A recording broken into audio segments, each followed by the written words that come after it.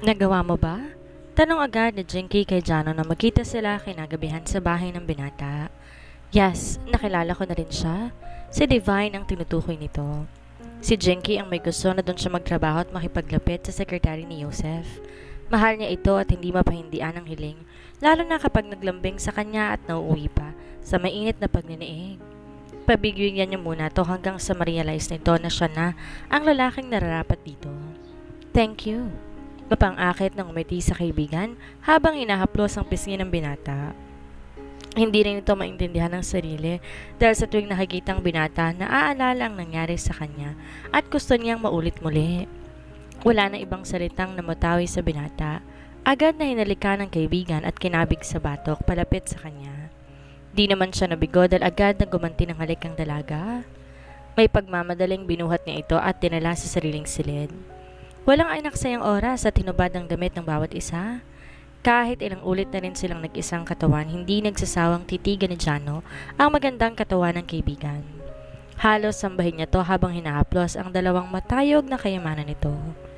Jinky Mond at napataas ang ibabang parte ng katawan nang laruin ng kamay ng binata ang kanyang hiyas. I love you. Paanas na bulong ni Jano bago tuluyang inangkin ng dalaga. Kahit walang tugon ng pag-ibig niya dito, masaya na siya na kusang bumibigay ang katawan ng dalaga sa kanya. Move fast and make it harder, Jano. Halinghing na Jinky na marahan lang gumalaw sa kanyang ibabaw ito na tila tinatakam pa siya. Be patient, honey. Nakangising tugon ni Jano at nilaro ang korona na nasa malusog na bundok ng dalaga. Bawat hugot sa sandata ay nagpapasunod ang dalaga sa kagustuhang madama siya ng buo sa loob. Nang gigigil na itinulak ni Jinky ang kaibigan at siya na ang nasa itaas ngayon. Napamura sa sarap si Jano nang biglang ibaon ni Jinky ang naguhumindig niyang sandata sa kaibuturan nito. Para siyang nakikipagkarera tulad sa kabayo na kailangan maabot ang finish line. Hindi pumayag si Jano na ang babae lang ang pakapagod sa paggalaw kaya binuhat niya ito at pinahigang muli, ngunit mas gusto ng dalaga ng ibang style. Padapatong pumesto sa harap ng binata. Matikas na umabante si Jano at walang humpay na umatras abante sa madilim na kuweba hanggang sabay nilang narating ang luwalhati dulot ng init ng katawan. Doon na nagpalipas ng gabi si Jinky dahil humirit pa ng isa si Jano na gusto din naman niya. Gusto kong paibigin mong babae yun sa'yo upang di na magka-interes pa kay Joseph. Ani Jinky habang nilalaro ang munting balbon sa dibdib ng binata. Napabuntong hininga tumangulang to. Ayaw niya sirain ang mood ng dalaga kaya lahat ng sinasabi nito sinasang-iunan niya. Nasasaktan siya sa isiping ginagamit siya nito dahil sa pagmamahal sa lalaking yon. Makakalimutan mo rin ang lalaking yon at mababaling sa akin ang puso mo. Bulong ni Jano nang mapansin na tulog na ang kayakap. Natulog na rin siya na may ngiti sa labi. Araw ng linggo, sinamahan ni Joseph si Joy na dumalaw sa kumbento. Ayaw sana ng dalaga dahil baka nung isipin ng mga madre, ngunit mapilit ang binata. Namili pa to na maraming pasalubong sa mga bata at pagkain. Naku, mukhang nagbago ng nais ng puso ng ating panganay na anak, Mother Teresa. Nakangiting saad na isa sa kasama nito na madre habang nakatingin sa dalawang masayang nakikipaglaro sa mga bata. Marahil ito ang kanyang kapalaran. Maging masaya na lang tayo para sa kanya. Nakangiti ring tugon ni Mother Teresa. Mama! Sabay napalingon ang dalawa na magsalita ang pinakamaliit na bata sa umpukan. Nagpapakarga ito kay Joy. Mama? Aba, may anak na pala tayo dito. Nakangising wika ni Joseph at masayang kinarga ang bata. Ang cute nito at nakaramdam ng awa sa kaalamang inabando na ito ng sariling ina. Ako na ang kinikilala niyang mama mula nang matuto siyang magsalita. Hello baby, ako ang daddy mo. Inalikan nito sa pisngi ang bata na nagkakawag sa tuwa. Hoy, anong pinagsasabi mo dyan sa bata? Hinampas nito sa balikat ang huli. Ampunin na lang natin siya para makasama mo siya sa labas ng kumbento. Napakurap si Joy na nakatingin sa binata. Di niya akalain na may malambot itong puso para sa mga bata. Bigla, bumilis muli ang tibok ng puso sa isiping magkasama silang parang mag-asawa kasama ng kanyang ampon na si Charis. Hindi ka nagbibiro? I'm serious. Gusto kong ako ang kilalanin niyang ama at ikaw ang ina. Seryosong mukha nitong nakatingin kay Joy. Pero di naman tayo mag-asawa kaya Magpakasal tayo para maging asawa kita at maging legal parents niya? Magmamadre ako. May pag-alin ang sagot ng dalaga. Nahalikan na kita kung kaya hindi ka na pwedeng maging madre. Nawala ang kaseryosohan nito at pumalit ang kapiluhan. Pinanlakihan to ng mata ni Joy at napalinga sa paligid kung may nakarinig pa sa sinabi ng binata. Next time, bubuntisin na kita para siguradong maging asawa na kita. Dugtong pa nito. Ang halay mo, nasa loob tayo ng kumbento. Tinakpan nito ng kamay ang bibig ng binata. Ang batang karga nito parang nakiliti na tumawa habang nakatingin sa kanilang dalawa. Hindi ba't sinabi ko sa iyo na huwag ka nang muling sasama kay Mark? Mahigpit na hawak sa braso si Joy, galit na pinapasok to sa kanyang sasakyan.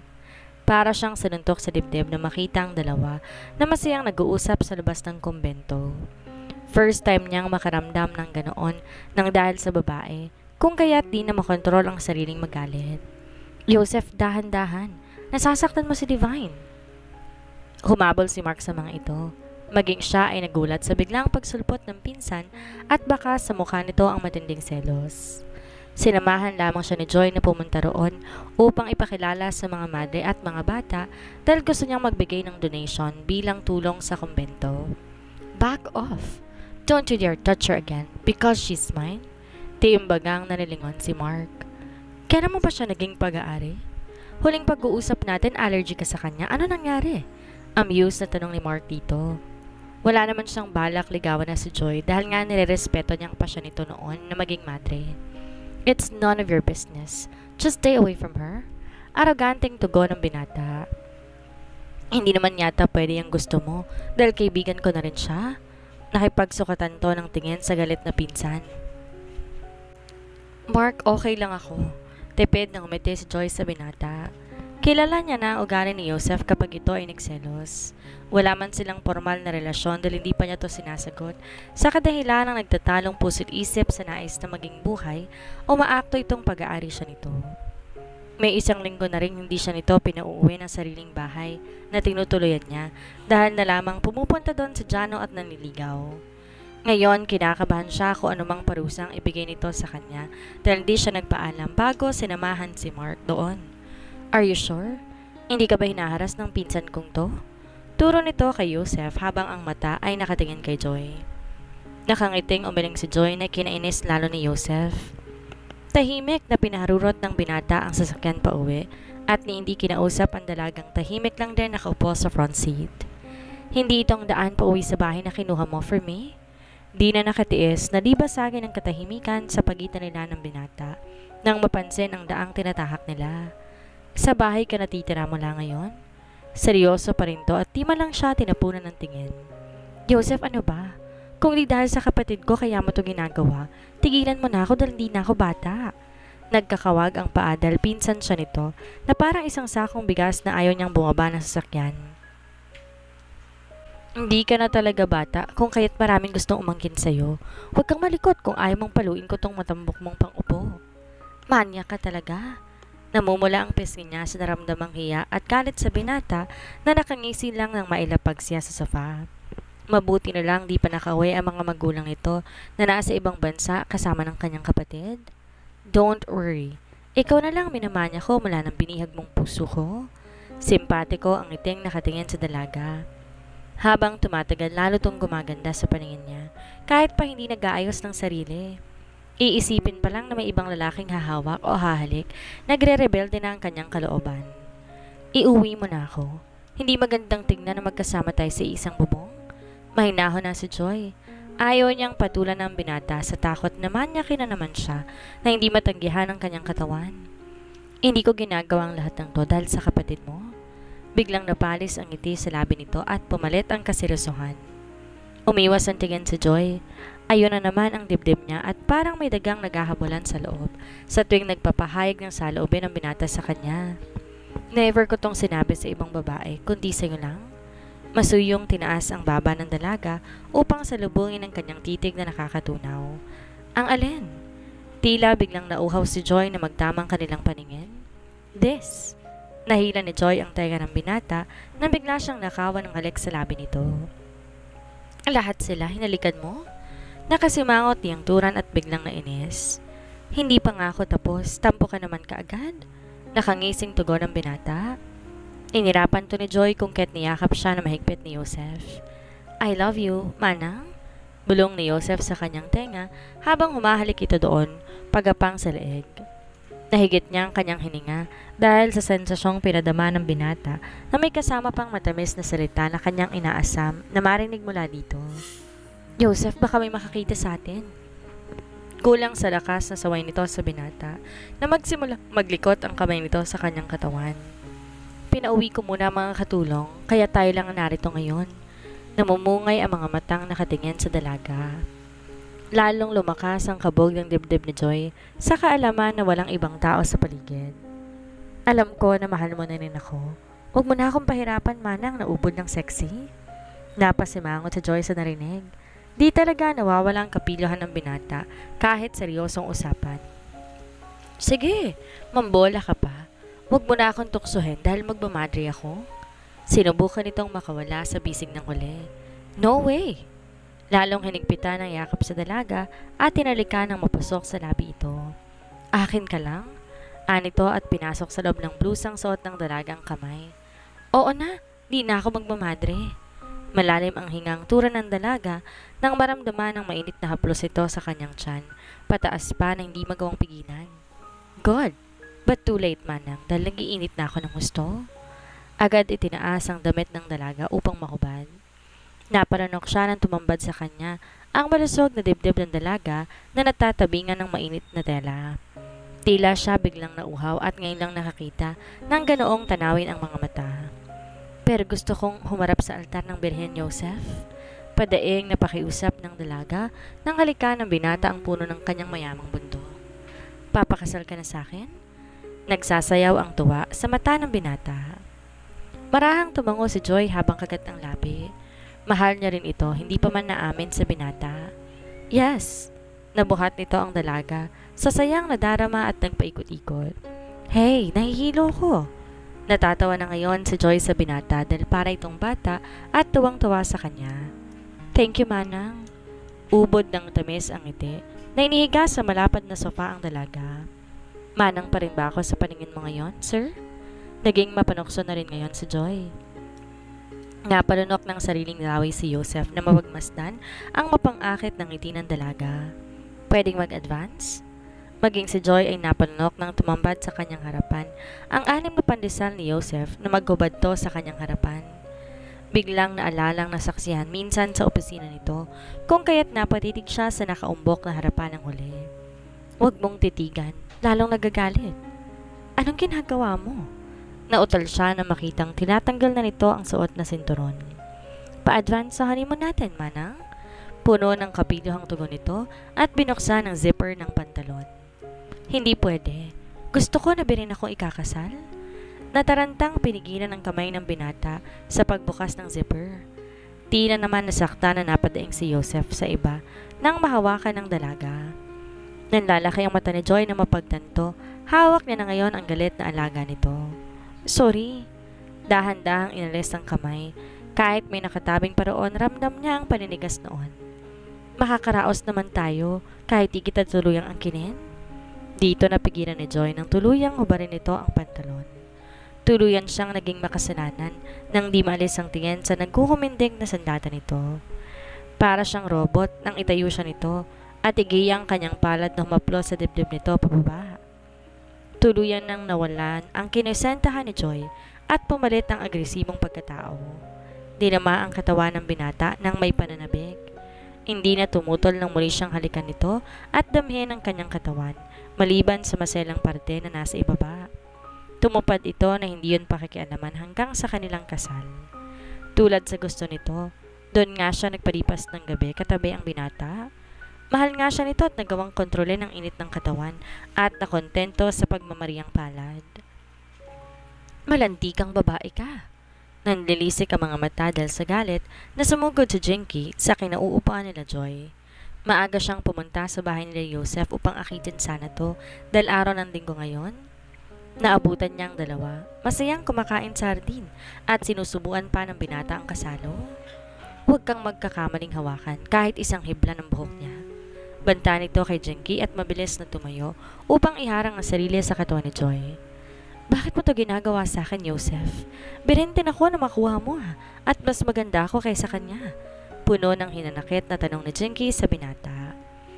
Paano kung pagkababae ko lang din ang habol ni Joseph at iwan ka kapag nagsawa na katulad kay Jinky? Malungkot na naitanong ito sa kanyang sarili habang pinapanood ang dalawang nagtatalo, di kalayuan sa kanya. Wag, nega. Hindi ba tumupad siya sa gusto mo, nakasal mo na bago galawin? Sawayin ang kanyang konsensya. Gusto pa niya makipagdebate sa sarili, ngunit natigil to na makitang sinampal ni Jinky si Joseph. Agad niyang nilapitan ng mga ito at baka masaktan to ng binata. I'm sorry, pero alam mo naman mula umpisa, hindi ganon kalalim ang pagmamahal ko sa'yo. At ang babaeng yun ang mas mahal mo, kaya hindi mo ko kayang panagutan. Hilam sa luha ang mukha ng dalaga at sinampal muli ang binata. Nagpaubaya ang huli sa pananakit ni Jinky. Yes, I love her more than my life. Matapat na tugon ng binata. Parang may paru-parong nagliliparan sa dibdib ni Joy sa tinura ni Joseph. Handa na sana siyang ipaglaban at agawin ng tuluyan ng binata dito, ngunit dagli lamang yon na marinig ang kasunod na sinaad ng binata. Kung ako lang talaga ang ama ng batang dinadala mo, kikilalanin ko siya at ibibigay ang kanyang pangangailangan. Ang sama mo. Nagdadalawang isip ka pa na ikaw ang ama nito? Buntis ka? Galalgal ang boses ni Joy. Takot ang mababanaag sa mukha ni Joseph nang lingunin nito ang dalaga. Love, hindi pa naman sigurado na dyan ka lang. Pigil ni Joy sa binata nang tangka siyang lalapitan. Mas nag-aalala ka sa damdamin ng babaeng yan kaysa sa akin? Mapang-uyam na wika ni Jinky. Shut up! TM ang bagang sa galit na asik nito kay Jinky. Wala siyang pakialam sa damdamin nito ngayon dahil sigurado siyang naging maingat sa tuwing magsasalo sila. Uuwi na ako. Di tumitingin sa binatang paalam ni Joy. Gusto niyang mapag-isa at iwan ang dalawa para makapag-usap ng maayos. Aray! Daing ni Jinky sa puwang tiyan. Di nagawang habulin si Joy, pumasok sa loob ng bahay para kunin ang bag nito at makitang dinudugo si Jinky. Agad niya itong binuhat at dinala sa ospital. Malungkot na nilisan ang bahay ng binata. Hindi na nadatnan ang dalawa sa labas. Sa kumbento siya tumuloy dahil ngayon niya kailangan ang payo ng mga madre. Sigurado ka ba dyan sa desisyon mo, anak? Tanong ni Mother Teresa kay Joy. 2 araw na mula nang umuwi doon ang dalaga at ayaw makipag-usap sa iba maliban sa kanya. Marahil pinarusahan ako ng langit, Mother, dahil binala kong talikuran ang una kong pangarap sa buhay. Hindi totoo yan, anak. Sinusubukan lamang niyang pagmamahalan ninyong dalawa. Sundin mo ang nais na iyong puso at isip kung wala kang pagsisisihan sa bandang huli. Hindi ko po kaya na akong magiging dahilan na walang kilalaning ama ang bata. Tuluyang umiyak muli si Joy sa balikat ng butihing madre. Naniniwala akong mahal ka rin niya, pero di ko rin sinasabi na kailangan niyo ipaglaban ang pagmamahal niyo sa isa't isa dahil may isang anghel na magdurusa.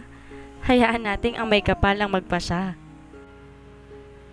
Para sa inyong dalawa, manalig ka lamang pero hindi rin tamang ituloy mo ang iyong bakasyon ng pagkamadre dahil lamang nabigo ka sa pag-ibig. Malungkot na payo ni Teresa. Nasa labas ang batang iniiwasan ngayon ni Joy at lumuhod kanina sa kanyang harapan at humingi ng patawad. Patawad po, Mother. Naging marupok ako. Mahal ko po siya pero di ko siya kaipaglaban kung kahit naisipan ko na lang ituloy ang nais ko sa buhay noon. Magdasal ka, anak, upang malinawan ang gustong iyong isip at maituro niya sa iyong tamang daan tungo sa iyong kaligayahan. Sinunod ni Joy ang payo ng madre. Di siya lumabas at nakipag-usap kahit kanino. Ouch! Manaman! Reklamo ni Joseph nang paluin siya ng sandok ng bagong kadarating lang na ina. Nasisiraan ka ba ng bait, ha? Alak ang almusal tapos di mo pa pinabalik dito mga katulong. Ang kalat ng bahay. Galit ang ginang, pinamewa nga ng binata. Napauwi siya ng walang oras na nakausap niya ito sa telepono, umiiyak at sinabing magpapari na lang kung hindi si Divine Joy ang mapapangasawa. Maligo ka at ayusin ang sarili mo ngayon din. Punta natin si Jinky. Mando nito sa anak nang dito makatingin diretso sa kanya. Ayokong humarap sa kanya. Gusto ko si Joy ang kausapin niyo para bumalik siya sa akin. Tumigil ka.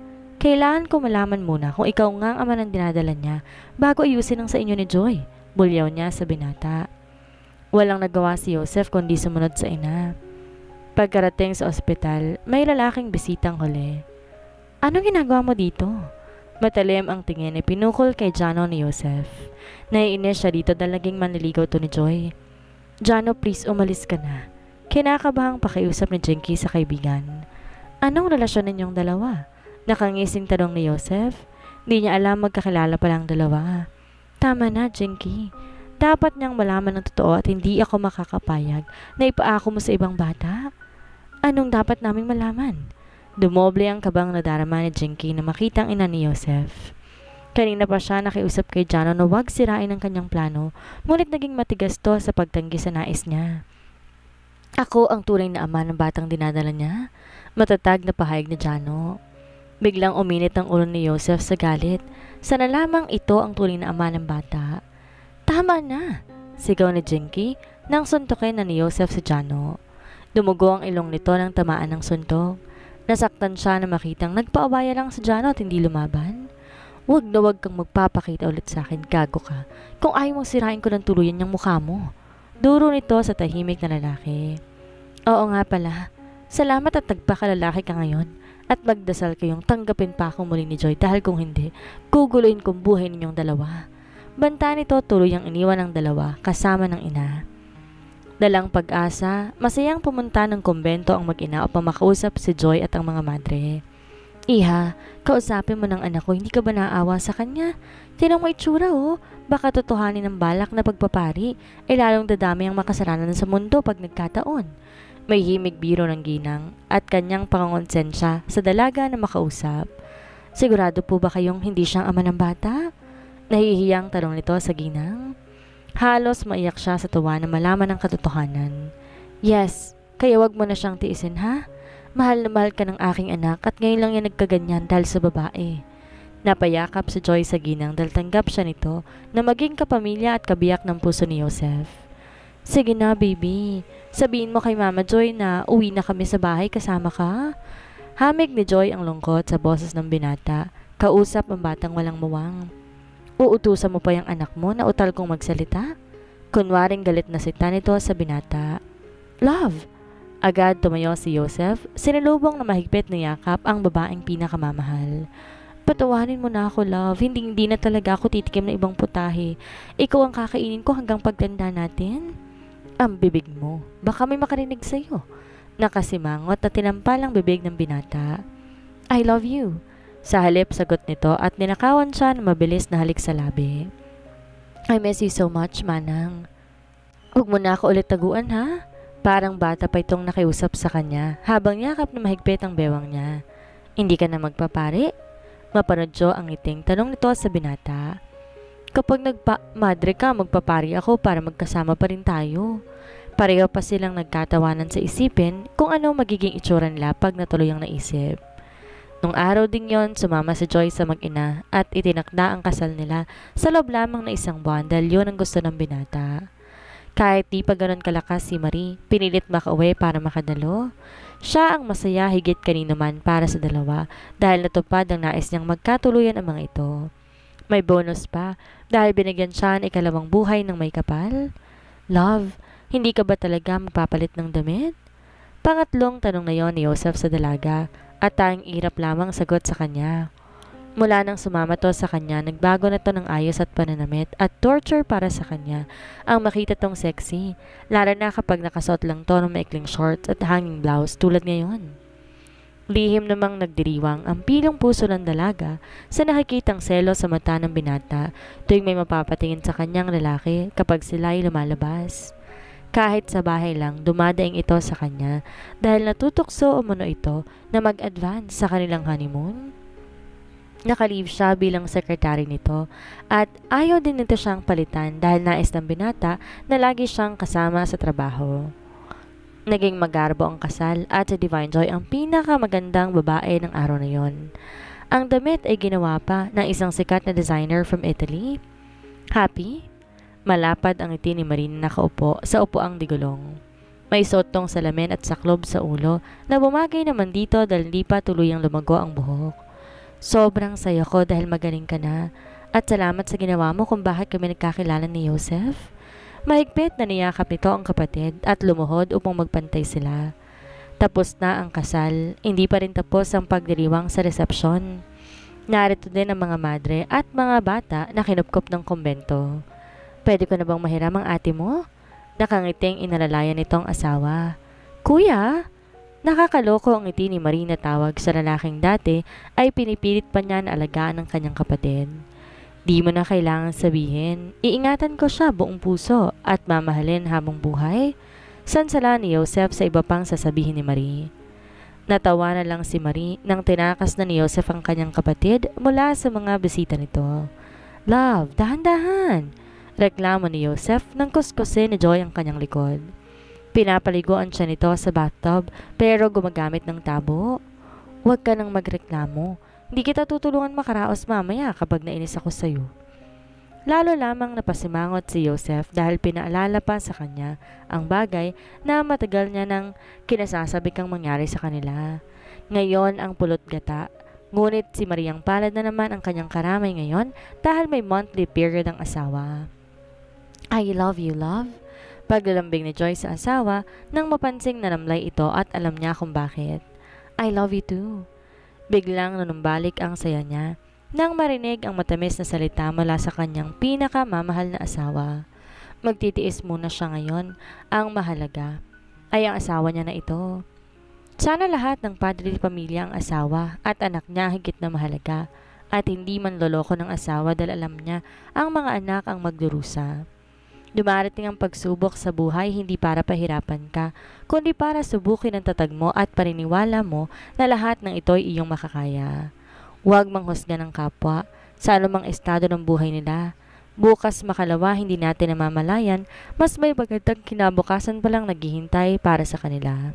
At ikaw naman ang lulubog mula sa kinatatayuan mo.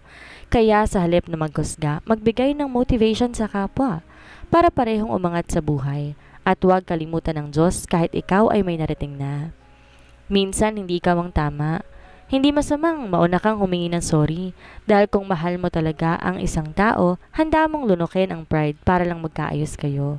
Dahil ang pride is just 5 letters at it may kill long relationship. Masaya silang bumuo ng sariling pamilya. Huwag nating pilitin na magbago ang isang tao dahil kung talagang mahal ka, magbabago yan kahit hindi mo sabihin. Gagawin niya yon para sa'yo. Hanggang sa muli po. Maraming salamat sa patuloy na pagsuporta sa aking munting channel. Mag-iingat po kayong lahat palagi. Thank you po.